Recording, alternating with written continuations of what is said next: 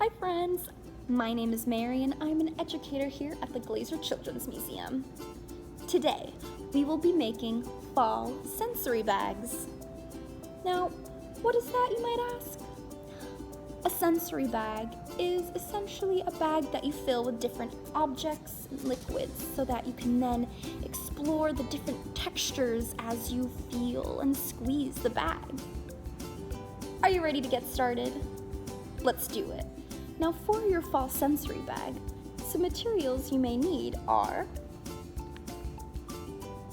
a gallon-sized Ziploc bag, a liquid of sorts to fill your bag with. I have hair styling gel,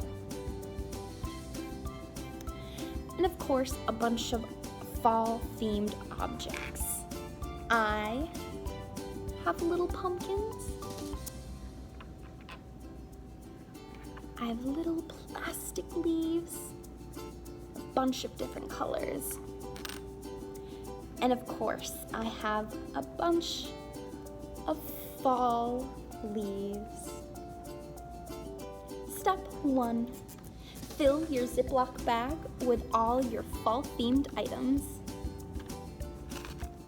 Step 2, take your gel and put it in your plastic bag until it is about half full. Step 3, squeeze out all the extra air out of your sensory bag and make sure you seal it nice and tight. To be sure it doesn't leak, you can go ahead and put duct tape on all the edges of your plastic bag. Step 4, it's time to play. Go ahead and squeeze your fall sensory bag. What textures are you feeling? And what colors do you see?